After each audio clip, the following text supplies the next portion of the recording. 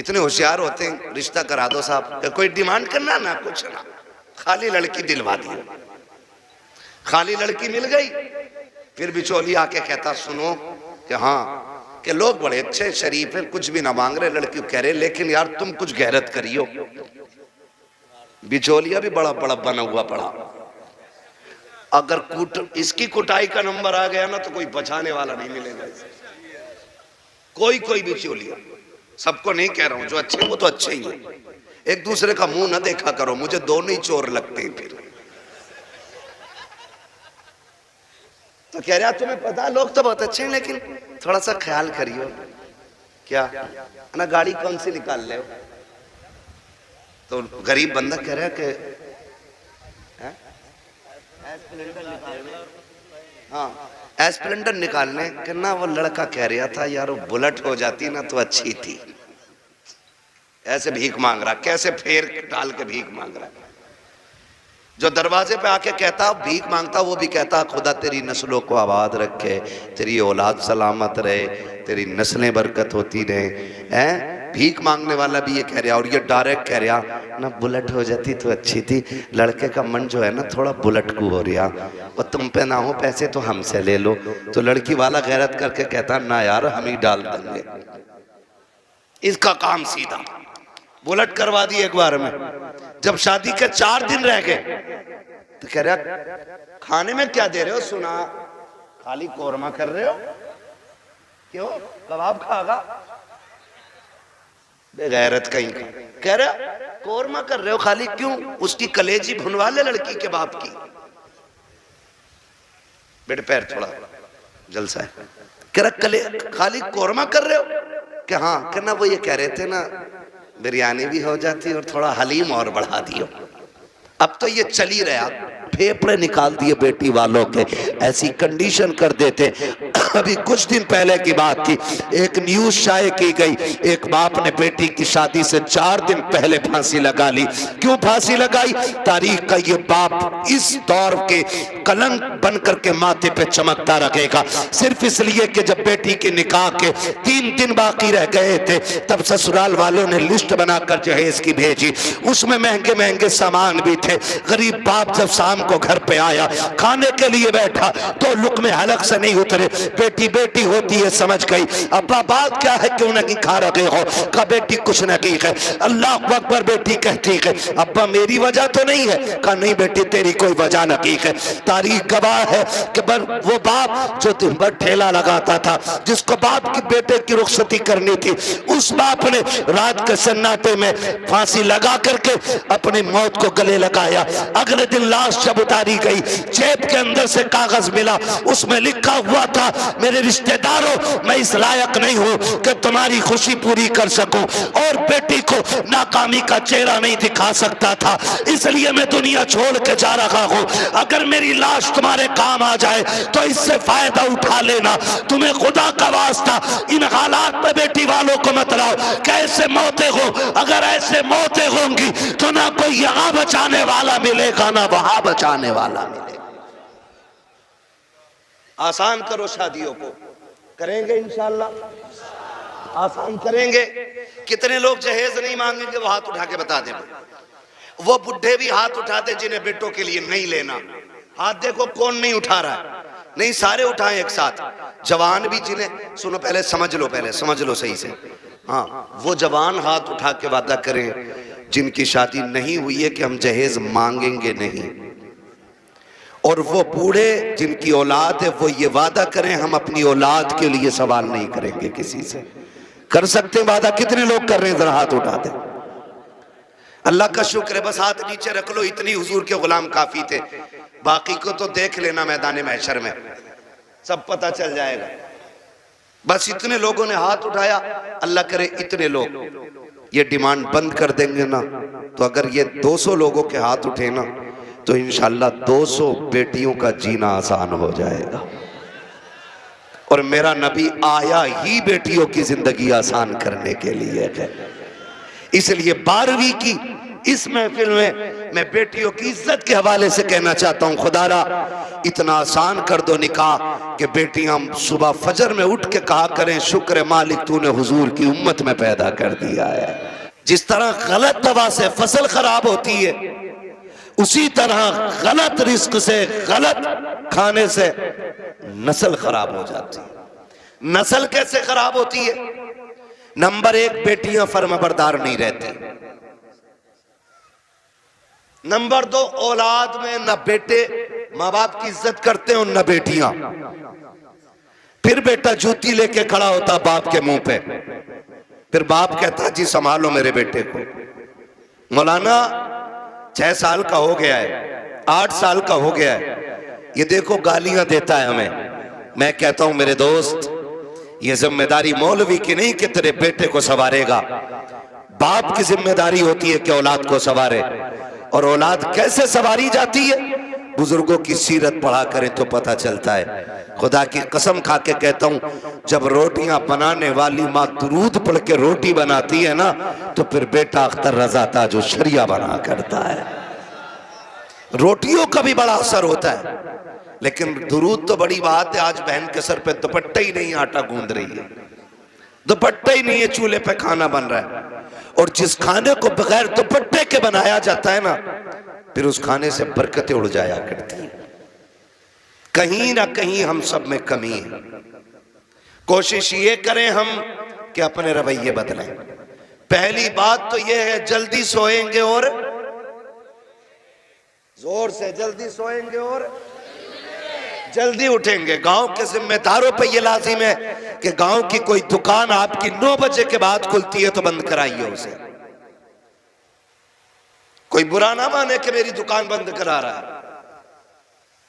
अगर कोई भी चाय की दुकान ज्यादा खुल रही है, बंद कराइए। ये जमीनी तौर पे काम करना जरूरी है, वरना हमारी नस्ल को मिटने से कोई नहीं बचा सकता है, बर्बादी से कोई नहीं बचा सकता है। आप अपनी दुकानों को देर तक खुलने वाली दुकानों को बंद करो, और वो दुकानें जो देर से खुलती हैं उन्हें जल्दी खुलवाइए। मैं तुम्हें बताऊं, मुसलमान को सुबह सादिक का वक्त दिया गया है। अगर मुसलमान सुबह सादिक में उठ के दुकान खोले ना, जब तक गैर आके 10 बजे दुकान खोलेंगे, अल्लाह 10 बजे तक मोमिन के रिज्क का इंतजाम फरमा देगा। लेकिन अकीदे पक्के होने चाहिए। हुजूर किस वक्त तशरीफ लाए? जोर से किस वक्त?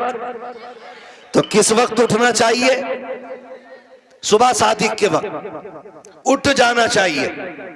फिर फजर पढ़नी है, फिर हुजूर पे दुरूद पढ़ना है, फिर जाके दुकान खोलो, देखो रब रोजी देता है कि नहीं।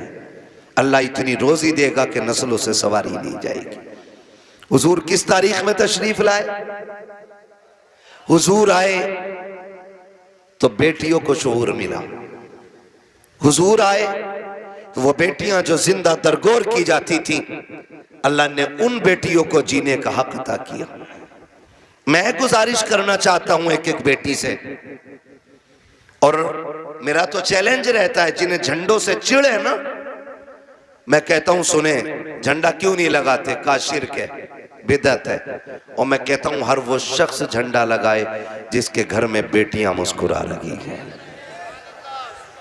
हर वो शख्स झंडा लगाए जिसके घर में बेटियां मुस्कुरा रही हैं। हर उस शख्स पे लाजिम है कि झंडा लगाए जिसके घर में दुआएं देने वाली माँ मौजूद है। हर वो शख्स हुजूर का झंडा लगाए जिसके घर में बाप जैसी दौलत मौजूद है। हाँ, मैं तो वहाबियों से भी कहना चाहता हूं, अगर हुजूर ना होते ना तो तुम्हारे घर में बेटियां नहीं होती। अगर हुजूर ना होते ना तो दुआएं देने वाली मां नहीं होती। अगर हुजूर ना होते तो झोली फैलाने वाला बाप नहीं होता। ये इतनी बड़ी बड़ी दौलतें मिली है तो 12वीं वाले मुस्तफा के सदक़े में मिली है। हुजूर आए हैं तो बेटियां मिली हैं। और बेटियों से भी हाथ जोड़ के गुजारिश करना चाहता हूं, जब कभी तेरा जी चाहे ना बेटी कि तू फैशन के नाम पे दुपट्टे सर से उतारे, कभी तेरे दिल में ख्याल आए कि फला की बेटी ने ऐसा ड्रेस पहना है, मैं भी ऐसा ही ड्रेस पहनूंगी जिसमें गैरत का जनाजा निकलता हो, तो बाप का चेहरा बाद में देखना, मदीने वाले का चेहरा पहले देख लेना। इसलिए कि जिसके दीन से बगावत कर रही हो, उसी ने तुम्हें जीने का हक दिया है, उसी ने तुम्हें जिंदा रहने का अधिकार दिया है। अगर वो ना होता ना तो आज भी तुम जिंदा दफन कर दी जाती, आज भी तुम बोझ होती बाप के सीने पर, आज भी मुआशरे में कोई तुम्हारा वकार ना होता। मैं बेटियों से कहना चाहूंगा, खुदारा हुजूर के दिए हुए दीन की कदर करो, इसलिए कि एहसान तो सब पे है मुस्तफा का, लेकिन बहुत बड़ा एहसान आमिना के लाल ने आपके ऊपर किया है कि आपको जिंदगी बख्शी है, आपको जीने का हक दिया है। खुदा की कसम खा के कहता हूं, हुजूर नहीं आए थे ना तो औरत को इंसानों में से समझा ही नहीं जाता था। एक औरत को इंसान माना ही नहीं जाता था, जबकि वो मर्द को जन्म देती थी, मर्द को पालती थी, मर्द को पैदा करती थी, लेकिन उसको इंसान लोगों ने तस्लीम ही नहीं किया। कहा क्या है ये? कहा ये लोगों का दिल बहलाने का सामान है। किसी ने कहा नहीं ये पैर की जूती है, किसी ने कहा नहीं ये घरों की रौनक नहीं, ये इंसान के लिए खिलौना है। जब हुजूर आए और अपनी बेटी फातिमा खातून जन्नत को सीने से लगाया और फरमाया मेरी फातिमा मेरे जिगर का टुकड़ा है, तो बेटियों को जो कौम दुश्मन मान रखी थी वो अपने बेटियों को जिगर का टुकड़ा मानने लग गई। ये इज्जत हुजूर ने अता फरमाई है। जो बेटियों को कत्ल कर रहे, सहाबा क्या कहते थे? सहाबा कहते थे या रसूल अल्लाह जब आप नहीं आए थे ना तो हम बेटियों को कत्ल कर देते थे और माथे पे पसीना तक नहीं आता था। जब से आप आए ना तो हम जमीन पे पैर ऐसे देख देख के रखते हैं कि कहीं पैर के नीचे चूंटी ना आ जाए। कहा ये इनकलाब आपकी वजह से आया है। जो लोग इंसानों की जान ले लेते थे अब वो जानवरों की भी जान लेने के तैयार नहीं है। ये इनकलाब हुजूर की वजह से आया। लेकिन रुक के एक बात कहूं, बर्दाश्त कर लेंगे, बड़ी कड़वी बात याद आ गई है, कह जा रहा हूं। हुजूर की विलादत से पहले भी बेटियां मारी जा रही थी और आज भी बेटियां मारी जा रही हैं, आज भी बेटियां मारी जा रही हैं। फर्क इतना है, पहले पैदा होने के फौरन बाद मार दी जाती थी और आज या तो पैदा होने से पहले मार दी जाती है और या फिर शादी के बाद बेटियां मारी जाती हैं। ये सितम अब भी हो रहा है। शादियों से पहले भी बेटियां मार दी जाती हैं, पैदा होने से पहले बेटियां मार दी जाती हैं। आखिर ये कौन लोग हैं जो निकाह के बाद बच्चियों का गला घोट देते? ये वो दौलत के भूखे और कुत्ते लोग होते हैं जिनका पेट जहेज से नहीं भरता है, जिनकी भूख 10 लाख से नहीं मिटती है, जो पूरी जिंदगी कुत्तों की तरह जिंदगी गुजारते हैं। मैं उस शख्स को कुत्ते से बदतर मानता हूं जो कटोरा लेकर के किसी बेटी वाले की चौखट पे खड़ा हो। उससे बदतर कोई शख्स जमीन पे नहीं हो सकता है जो एक बेटी वाले के गुर्दे बेचने पे उसको मजबूर कर दे। और हम सरकार का दामन नहीं छोड़ेंगे, हम जन्नती हैं, मर के देख वो लाठी पड़ेगी कोई बचाने वाला नसीब नहीं होगा।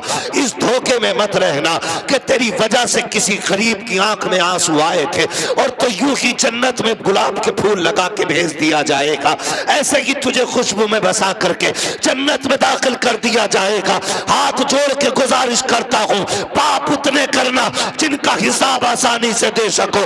याद रखिएगा, अल्लाह अगर हिसाब लेने पे आया रत्ती रत्ती का हिसाब लेगा और कोई बचाने वाला नहीं होगा। कोशिश ये कीजिएगा किसी की आंख का आंसू तेरी वजह से ना आए, कोई गरीब तेरी वजह से ना रोए, वरना खुदा की कसम कितनी भी आसाने तेरी कब्र पे हो जाए, जितने चाहे 40 में करा लेना, जितने चाहे तीजे पढ़वा लेना, अगर तूने किसी का दिल दुखाया है अल्लाह उस वक्त तक तुझे जन्नत नहीं देगा जब तक गरीब के एक आंसू का बदला तुझसे नहीं ले लिया जाए। ओ किधर खड़े खाओ, हराम का जहेज लेके मौलवी से फाता पढ़वा के हलाल का हो जाएगा।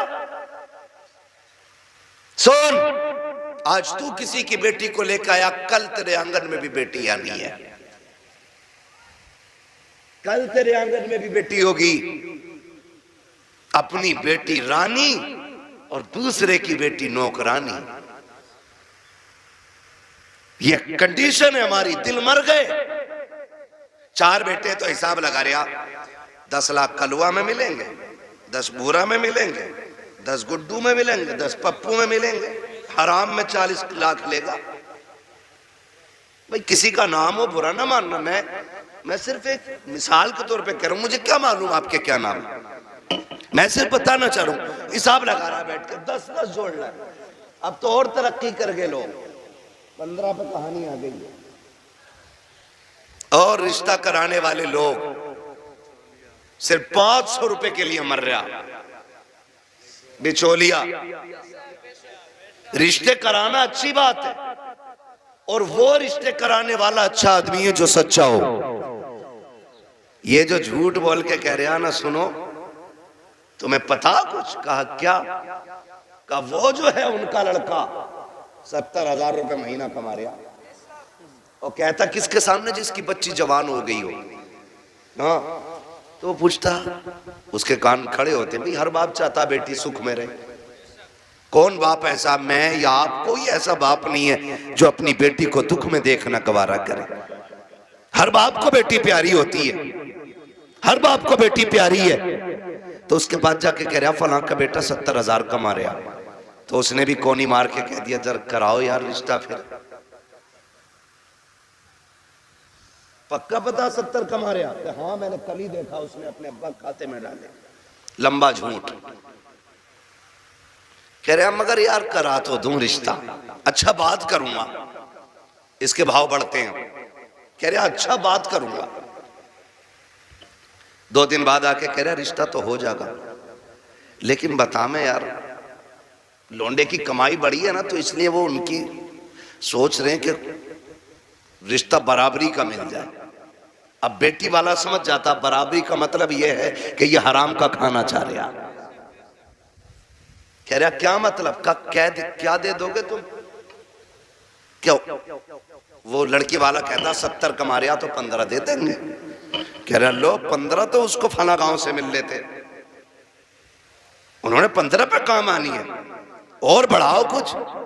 20 लाख पे रिश्ता तय, 20 लाख पे रिश्ता तय। जब रिश्ता हो गया, शादी हो गई ना, तो झगड़ा हो रहा कि समझाओ ये कुछ करता ही नहीं। यार ये तो 70 कमा रहा था, अब क्यों नहीं करता है? कहा वो तो इसलिए झूठ बोला था ताकि रिश्ता बराबरी का मिल जाए। फिर अब जब वो बात खुल के आती है तो फिर तलाकें होती है। तेरे बेटे का तो कुछ नहीं जाएगा, लेकिन जिस बेटी को एक बार तलाक हो जाती है ना, उस बेटी की जिंदगी पे बहुत बड़ा दाग लग जाता है, बहुत बड़ा दाग।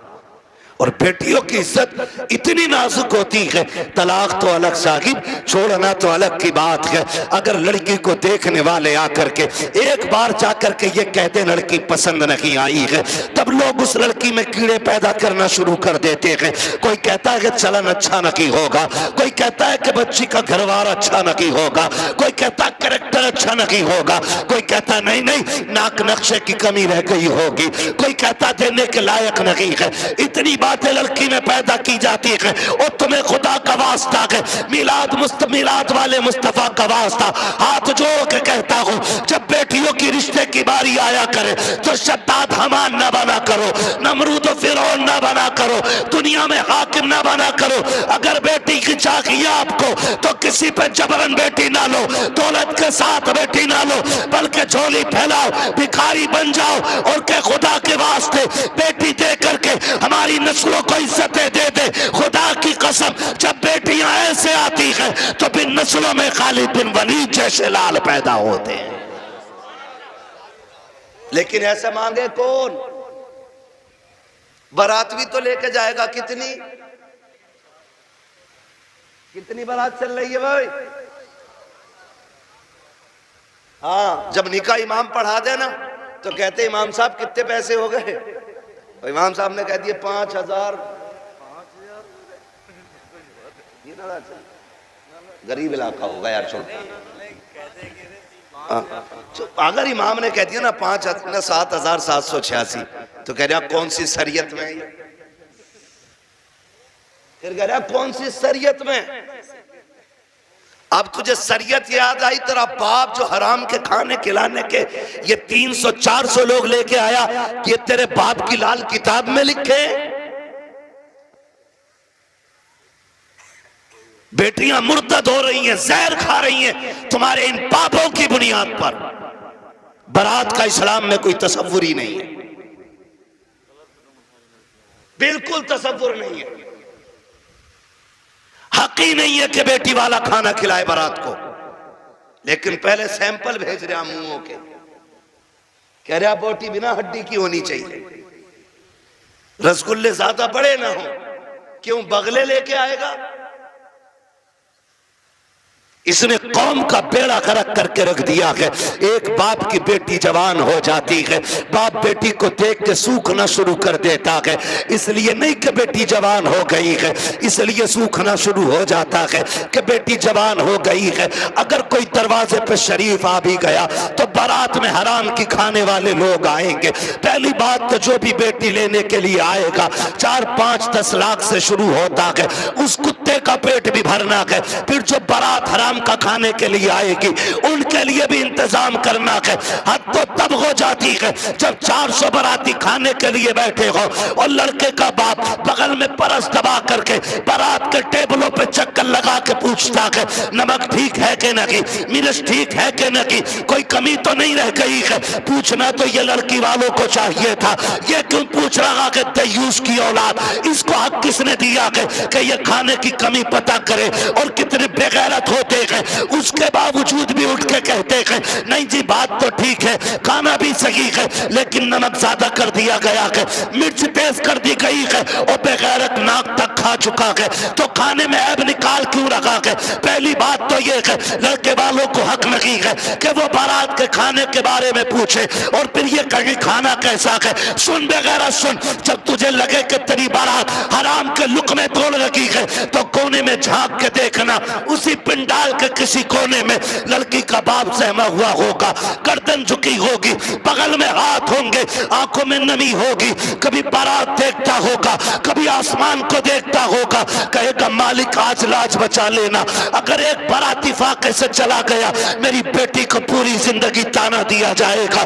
करीब बाप खड़े होकर के अपने रब को आवाज़ दे दे के कहता है मेरे परवरदिगार खाने में बरकत देना, अल्लाह खाना कम ना पड़ जाए। और जब खाने से निकलता बंदा अगर वो पूछता कि बताओ खाना कैसा था, और एक बेटी के बाप से बड़ी बेगैरती से कह दिया जाता है कि खाना ठीक था लेकिन नमक की कमी थी, मिर्च ज्यादा थी, बाप का कलेजा टूट जाता है। मैं पूछना चाहता हूँ अगर नमक ज्यादा भी था, मिर्च तेज हो गई थी, अगर तुम इतना कहते थे अल्लाह का शुक्र बहुत अच्छा खाना है, तो तेरा क्या चला जाता? कम से कम गरीब का मान रह जाता, उसका दिल रह जाता। तूने खाने का इनकार किया, उसका दिल भी तोड़ा, रब को भी नाराज किया। खुदा के वास्ते किसी का दिल ना तोड़ा करो, अगर हो सके तो दिल छोड़ दिया करो। अगर ऐसा करोगे काबे वाला भी राजी हो जाएगा, मदीने वाला भी राजी हो जाएगा।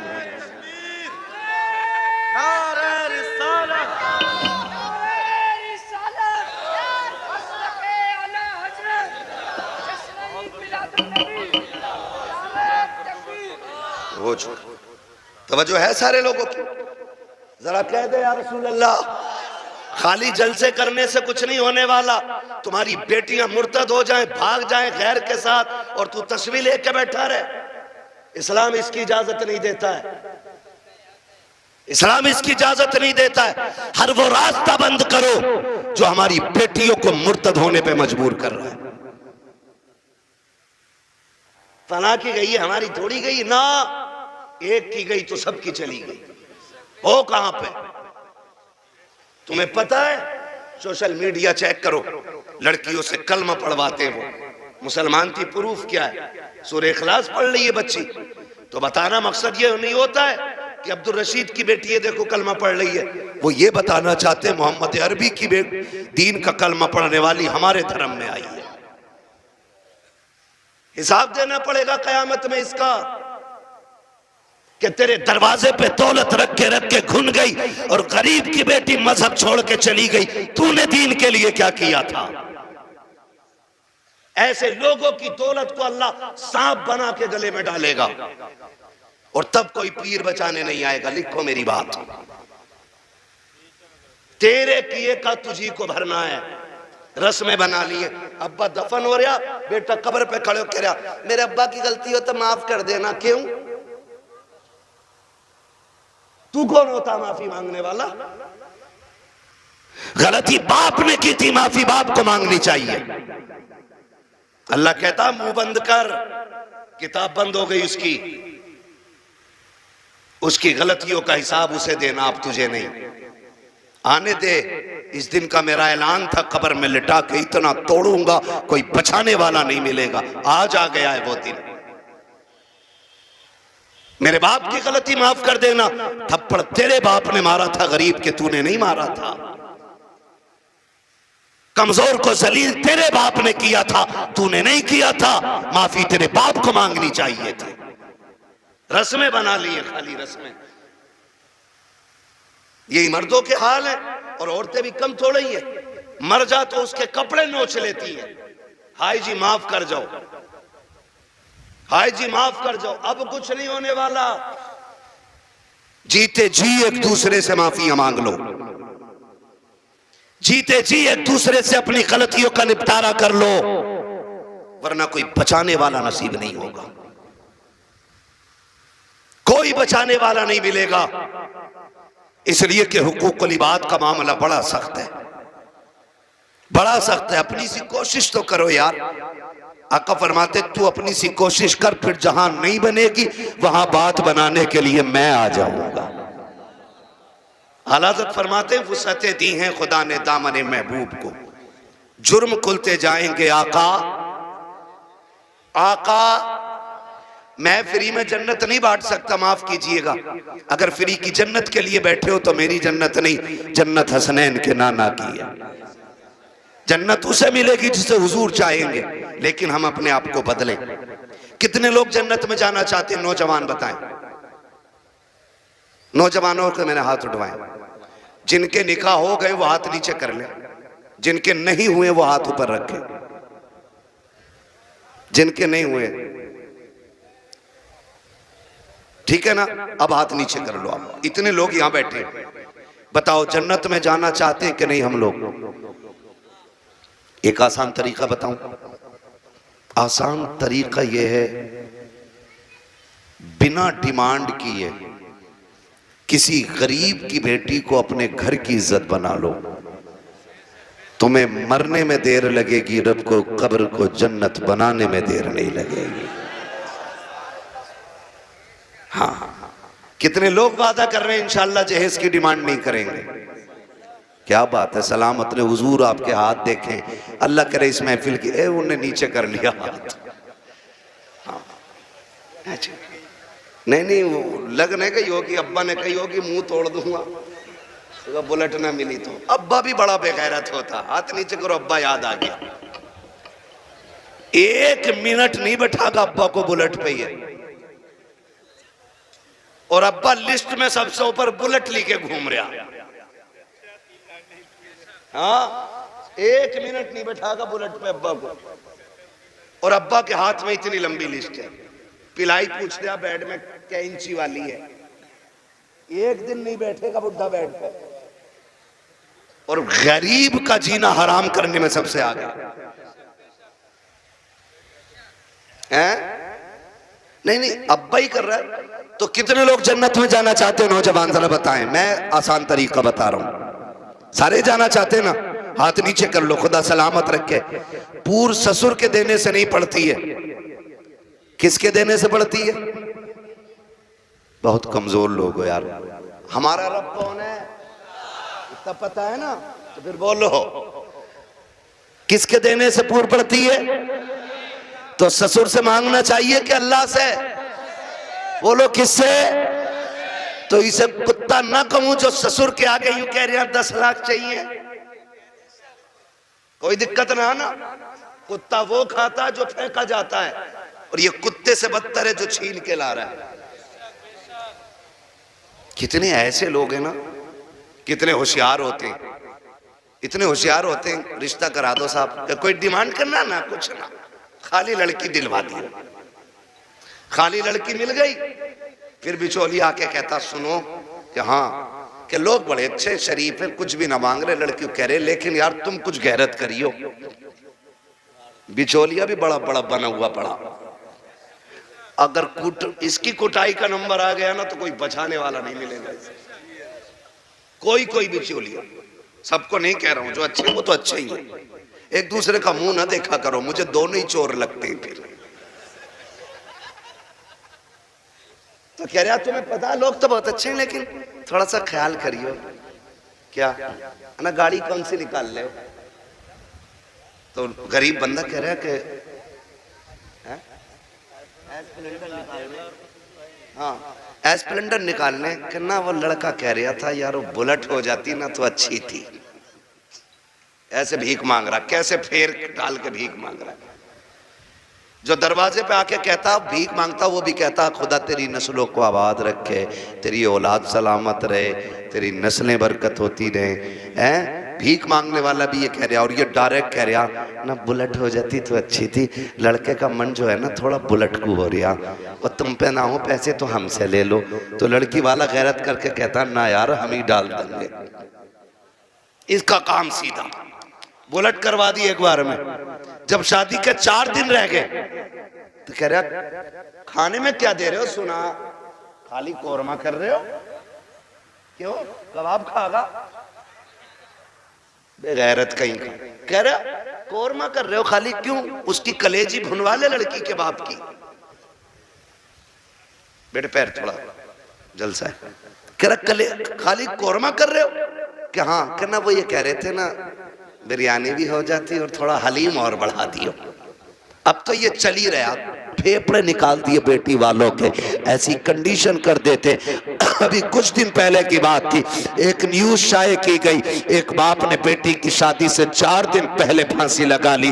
क्यों फांसी लगाई? तारीख का ये बाप इस दौर के कलंक बन करके माथे पे चमकता रखेगा, सिर्फ इसलिए कि जब बेटी के निकाह के 3 दिन बाकी रह गए थे तब ससुराल वालों ने लिस्ट बनाकर जहेज की भेजी। उसमें महंगे महंगे सामान भी थे। गरीब बाप जब शाम को घर पे आया, खाने के लिए बैठा तो लुक़्मे हलक से नहीं उतरे। बेटी बेटी होती है समझ गई। अब्बा बात क्या है, क्यों नहीं खा रखे हो? कहा बेटी कुछ नहीं है। अल्लाह अकबर बेटी कहती है अब्बा मेरी वजह तो नहीं है? कहा नहीं बेटी तेरी कोई वजह नहीं है। तारीख गवाह है कि वो बाप जो दिन भर ठेला लगाता था, जिसको बाप की बेटे की रुखसती करनी थी, उस बाप ने रात के सन्नाटे में फांसी लगा करके अपनी मौत को गले लगाया। अगले दिन लाश जब उतारी गई, जेब के अंदर से कागज मिला, उसमें लिखा हुआ था मेरे रिश्तेदारों मैं इस लायक नहीं हूं कि तुम्हारी खुशी पूरी कर सकूं, और बेटी को नाकामी का चेहरा नहीं दिखा सकता था, इसलिए मैं दुनिया छोड़ के जा रहा हूं। अगर मेरी लाश तुम्हारे काम आ जाए तो इससे फायदा उठा लेना। तुम्हें खुदा का वास्ता इन हालात में बेटी वालों को मत लाओ। कैसे मौतें हो, अगर ऐसे मौतें होंगी तो ना कोई यहाँ बचाने वाला मिलेगा ना वहां बचाने वाला मिलेगा। आसान करो शादियों को, करेंगे इंशाअल्लाह आसान करेंगे। कितने लोग जहेज नहीं मांगेंगे वो हाथ उठा के बता दें। वो बुढ़े भी हाथ उठाते जिन्हें बेटों के लिए नहीं लेना। हाथ देखो कौन नहीं उठा रहा है। नहीं सारे उठाएं एक साथ। जवान भी जिन्हें, सुनो पहले समझ लो सही से। हाँ वो जवान हाथ उठा के वादा करें जिनकी शादी नहीं हुई है कि हम जहेज मांगेंगे नहीं। और वो बूढ़े जिनकी औलाद है वो ये वादा करें हम अपनी औलाद के लिए सवाल नहीं करेंगे किसी से। कर सकते वादा? कितने लोग कर रहे हैं? जरा हाथ उठा दे। अल्लाह का शुक्र है, बस हाथ नीचे रख लो, इतनी हुजूर के गुलाम काफी थे। बाकी को तो देख लेना मैदान महशर में, सब पता चल जाएगा। बस इतने लोगों ने हाथ उठाया। अल्लाह करे इतने लोग ये डिमांड बंद कर देंगे ना, तो अगर ये 200 लोगों के हाथ उठे ना तो इंशाल्लाह 200 बेटियों का जीना आसान हो जाएगा। और मेरा नबी आया ही बेटियों की जिंदगी आसान करने के लिए है। इसलिए 12वीं की इस महफिल में मैं बेटियों की इज्जत के हवाले से कहना चाहता हूं, खुदारा इतना आसान कर दो निकाह कि बेटियां सुबह फजर में उठ के कहा करें, शुक्र मालिक तूने हुजूर की उम्मत में पैदा कर दिया है। हाँ जी, अल्लाह सलामत रखे, क्योंकि हुजूर आए, बेटियों को जीने का सलीका मिला है।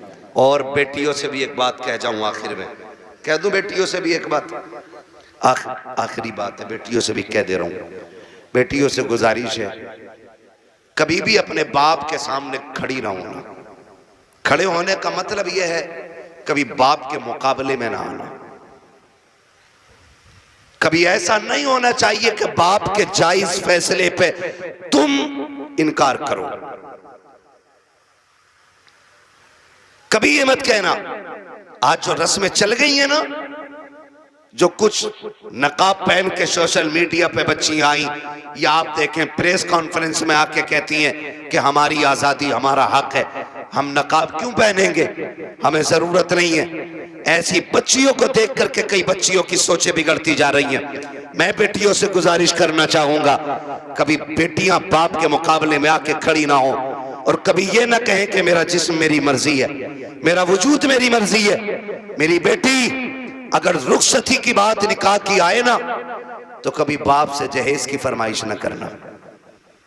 कभी ये मत कहना अपने बाप से कि अब्बा जैसा फलां की बेटी को जहेज मिला वैसी मैं लेके जाऊंगी, इसलिए कि हो सकता है तेरे बाप का कब्जा ना हो। इसलिए कि हर बाप अपनी बेटी को अपनी हैसियत से बढ़ के ही देना चाहता है। ये क्लियर, हर बाप अपनी बेटी को सुन रहे हैं, हैसियत से बढ़ के ही देना चाहता। इसलिए बेटियों से गुजारिश है, अगर रुखसती की बारी आए और बाप पूछ भी लेना, बेटी बता क्या क्या चाहिए, तो उसके कदमों में बैठना और उसके आगे दुपट्टे की झोली बनाना, कहना अब्बा अगर देना है ना तो चंद मोहब्बत की दुआएं बेटी की झोली में डाल दे, इसलिए कि तेरी दी हुई महंगी वॉशिंग मशीन 4 साल में खत्म हो जाएगी, तेरा दिया हुआ फ्रिज 3 साल में गल जाएगा, तेरी दी हुई बाइक साल 2 साल 10 साल में टूट जाएगी। प्यार भरी दुआएं दे दे, आखिरी सांस तक काम आती रहेंगे। और कभी बाप के मुकाबले में बेटियों खड़ा ना होना, कभी इनको जलील ना करना। मुझे तो हैरत होती है वो बेटियां जो बाप की मर्जी के बगैर किसी के साथ भाग जाती हैं, उनकी हिम्मत कैसे हो जाती है कि वह बाप के चेहरे पे कलंक लगा जाती हैं। उन्हें भरोसा कैसे हो सकता है 2 घंटे नाली पे बैठ के बात करने वाले नौजवान पर कि जो अपने बाप की इज्जत की फिक्र नहीं कर सकता, वो तेरी इज्जत की रखवाली क्या करेगा।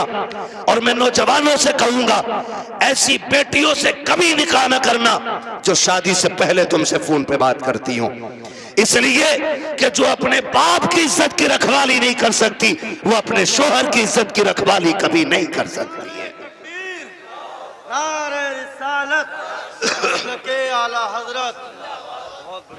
आपसे कहना चाहता हूं, मत कीजिए ऐसी बच्चियों से शादियां जो शादी से पहले आपके साथ फोन पे बात कर रही हैं, इसलिए कि जितना बाप ने एहसान तुम पे किया है ना बेटियों, तुम्हारा शोहर नहीं कर सकता है, नहीं कर सकता है। और ये तेरा मजनू लुल, ये 3 घंटे मच्छरों से कटवाने वाला नाली पे बैठ के और कह रहा तुझे चांद तारे दिखाऊंगा, जो खुद मच्छरों से नहीं बच रहा ये चांद तारे दिखागा। हाँ, और फिर बाप की इज्जत पे कालिक पोतने वाली बेटियों का अंजाम या तो फ्रिज में टुकड़े मिलेंगे, या बोरी में रोड पे मिलेगी, या ईख के खेत में टुकड़े मिलेंगे, या फ्रिज में पैक मिलेगी। इसलिए कि लव मैरिज के अंदर कितने दिल तोड़े जाते हैं, कितनों की इज्जतें उड़ाई जाती हैं, कितने दिलों से खिलवाड़ होता है, ये कोई नहीं जानता है। इसलिए इस तरह की शादियों पे लानतें बरसा करती है। अरेंज मैरिज कर, माँ बाप की मर्जी से कर, खुदा की कसम जिसमें सबकी रजा होती है उसी में खुदा की रजा होती है।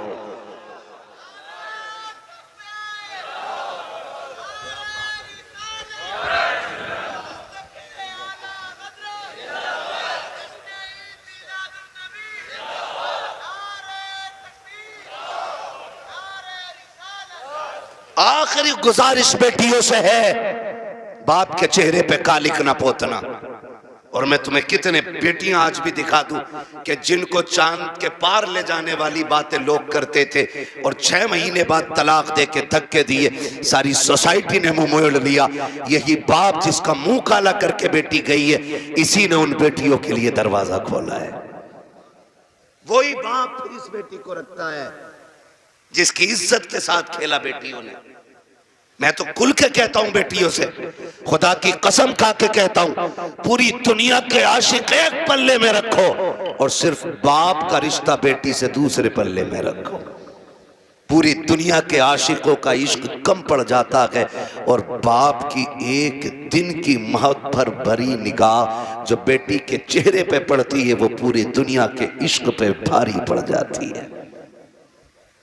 सच कह रहा हूं, ये याद रखिएगा, जो इज्जत बेटी को एक बाप दे सकता है वो कोई रिश्तेदार नहीं दे सकता है। और ये मेरे नबी ने करके दिखाया है। आज कहना आसान है, मेरी बेटी मेरे जिगर का टुकड़ा है। हुजूर ने तब कहा था मेरी बेटी मेरे जिगर का टुकड़ा है, जब बेटी को कत्ल करने पे फख्र होता था। हाँ, क्या दोगी बेटी हो, क्या कर सकती हो बाप के लिए, इसका एहसान जानती हो तो तुम्हें बताऊं। अगर ना पता हो ये बात जहन नशीन कर लेना। एक एक बेटी मेरी बात कान खोल के सुन लेना। इस बेटी को 12वीं वाले सरकार ने इज्जतें दी हैं। सुन मेरी बेटी, जब तुम माँ के शिकम में आई थी, पूरा खानदान कह रहा था बेटा होगा तो अब्दुल्ला नाम रखेंगे। कोई कहता था अपने नाम पे नाम रखूंगा, कोई कहेगा भतीजे का नाम ये रखूंगा, दादा कहते था पोते का नाम ये रखूंगा, दादी कहती थी लाडला आएगा, नाम उसका शेर रखा जाएगा, अब्दुल्ला रखा जाएगा। सबने बेटों के नाम सोचे थे, बेटी का तो तसव्वुर भी किसी का नहीं था। जब वक्त ऊपर हुआ विलादत के वक्त से, तेरी माँ को हॉस्पिटल ले जाया गया। चचा ने कहा कि ऑर्डर दे दो, जल्दी से मीठा बन जाए, भतीजा आने वाला है। पूरे खानदान में खुशियां थी, लेकिन अचानक हॉस्पिटल से फोन आया कि बेटी आई है। चचा का चेहरा उतर गया, दादी का चेहरा उतर गया, दादा बिस्तर पे गिर गया। वो जो मीठे बने थे, लोगों ने ऑर्डर कैंसिल कराए। दुकान वालों ने कहा क्यों नहीं लेता, कहा बेटा आता तो लेता, भतीजा आया के इसलिए मीठा नहीं चाहिए। ये कह के मीठा टुकरा दिया गया था, क्योंकि तू पैदा हो गई है। दुनिया ने तुझे मनहूस समझ रहा है, दुनिया आज भी तुझको वैल्यूबल नहीं मान रही है। खुदा की कसम खा के कहता हूँ, जब चचा को तेरे आने से तकलीफ, दादा को तेरे आने से तकलीफ, दादी का चेहरा तेरी वजह से उतरा है, सब ने तुझे टुकराया। एक बाप ही तो था जो हॉस्पिटल सीना उठा के गया था और इसने तुझे गोद में उठा के तुझे चूम के कहा था दुनिया लानत दे रखी है, लेकिन शुक्र है अल्लाह ने मुझे जन्नत का टिकट अता फरमा दिया है। सबसे पहले जिसने तुझे अपनाया वो तेरा बाप था। हालांकि चचा ने भी मीठे से इनकार किया। ये कहता मेरे लिए जन्नत का टिकट आ गया, मेरे जिगर का टुकड़ा आ गया है। ये बाप फिर तुझे कंधे पे लेके बाजार गया। लोग कहते थे दुनिया बेटे को उठा के घूमती है, कितना मनहूस है, 4 बेटियां ही बेटियां, एक चराग जलाने वाला नहीं। मैं कहता हूं मुंह बंद कर, अल्लाह बुझाने पे आए ना तो 18 बेटों वालों के चराग बुझा देता है, और जब जलाने पे आता है तो खुदा बेनामो निशान लोगों के नाम के चराग दिला देता है। कह रहा एक भी नहीं चराग जलाने वालों, खाली बेटियां ही बेटियां हैं। तो पता बाप क्या कहता था? बाप फख्र से कहता था बस कर, तुझे नहीं पता मुझे बेटी में बेटा नजर आ रहा है, मुझे बेटी काफी है। ये कह के बाप तुझे 18 साल पालता रहा, और आज किसी की मोहब्बत ने तुझे ऐसा बहकाया कि उसी बाप के माथे पे कालिक पोत गई बेटी। खुदा के वास्ते बेटियों से गुजारिश करूंगा, कितनी भी बड़ी तुम्हें कोई स्कीम, कोई ऑफर तुम्हें कोई करे, कभी किसी की नहीं सुननी है। अपने बूढ़े बाप के सफेदी के लगे हुए बालों को देखना है, अपने बाप के लगे हुए टोपी के पैबंद को देखना है। इसलिए कि करोड़पति बाप का बेटा तुम्हें चंद दिन ऐश करा सकता है, फिर तुम्हें एक जूती से ज्यादा औकात नहीं देगा। वो भी अपने बाप के घर में रह, भले चटनी से खाएगी रोजाना, शहजादी बन के रोटी खाया करेगी। इसलिए बेटियों से गुजारिश है, बाप के चेहरे पे कालिक न पोतना।